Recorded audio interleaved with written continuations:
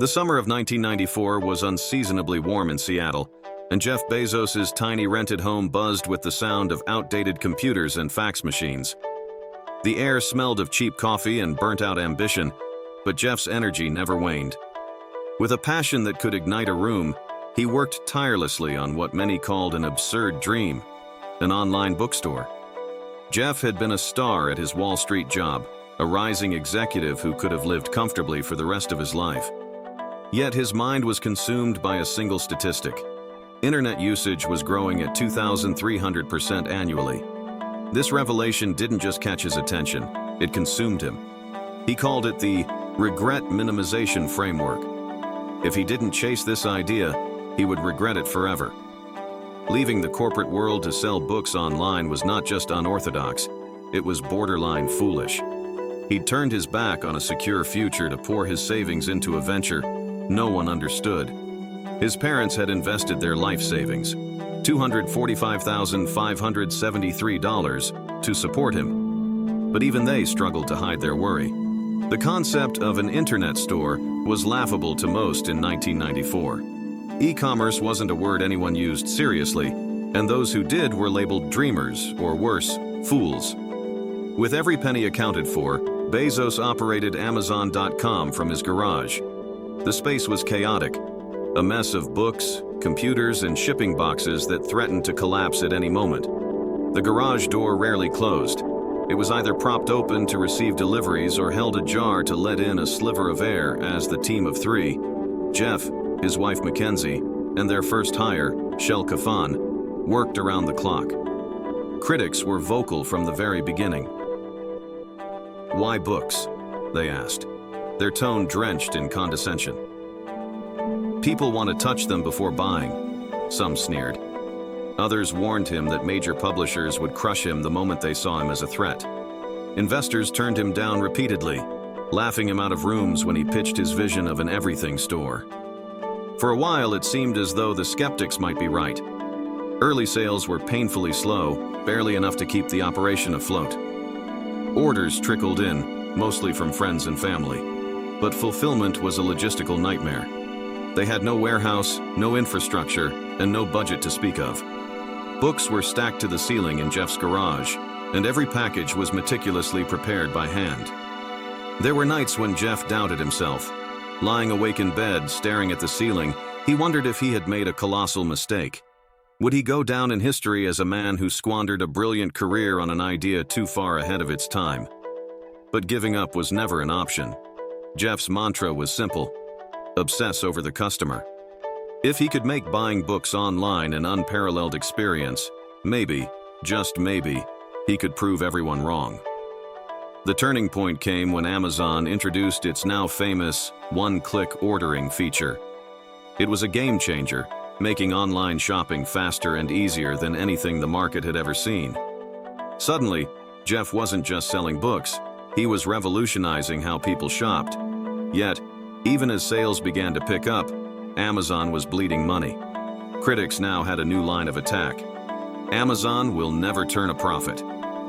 News outlets printed headlines predicting the company's imminent collapse. Stockholders began to grow restless. Some of Jeff's closest advisors urged him to abandon the long-term vision in favor of short-term gains. But Jeff was steadfast. "This is not a company for the next quarter," he told his team during one particularly brutal meeting.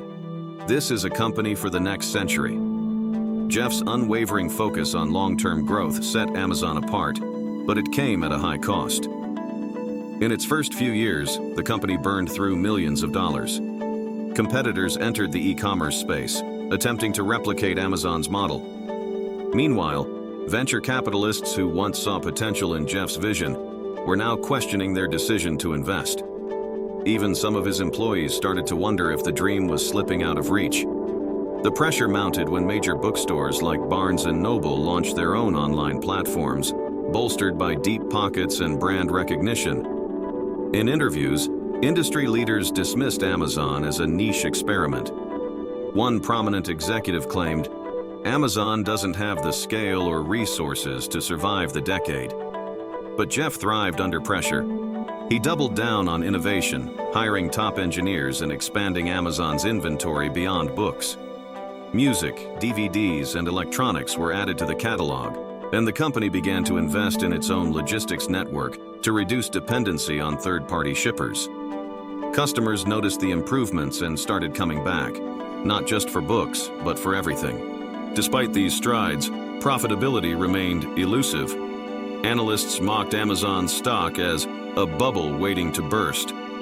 The dot-com crash of 2000 wiped out countless tech companies, and Amazon's stock price plummeted by over 90%. It was the most harrowing period in the company's history.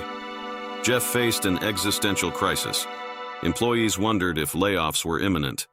Investors demanded answers.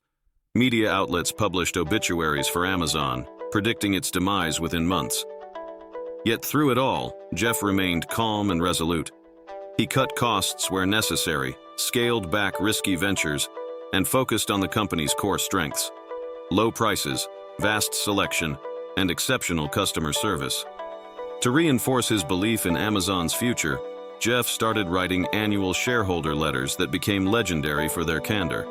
In them, he emphasized patience, explaining that the company's losses were investments in a stronger tomorrow.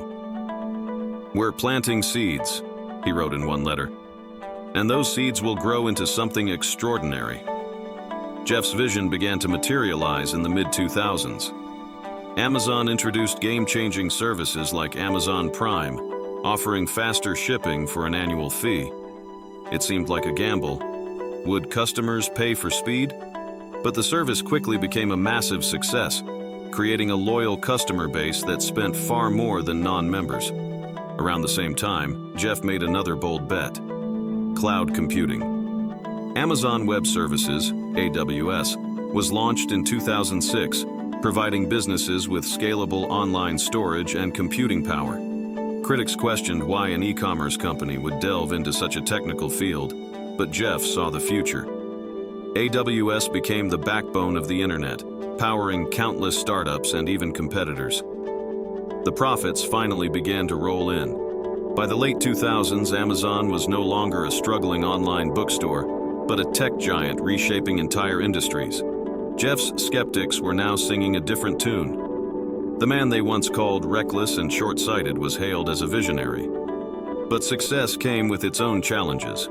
Amazon's rise drew scrutiny from regulators, politicians, and labor advocates. Stories of grueling conditions in warehouses made headlines, and critics accused Jeff of exploiting workers in pursuit of profit.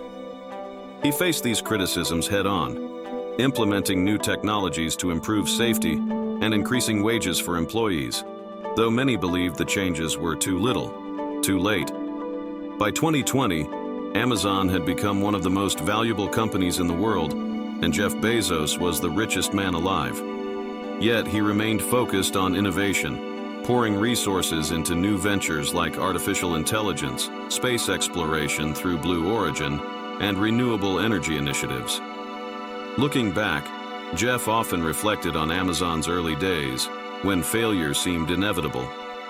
"What kept me going was a belief that it was possible," he said during a keynote speech.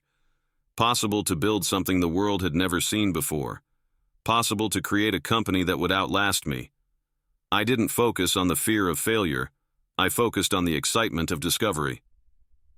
His story became a testament to the power of resilience and vision. In staring down failure, Jeff Bezos not only built a global giant, but also redefined the way people lived, worked, and connected.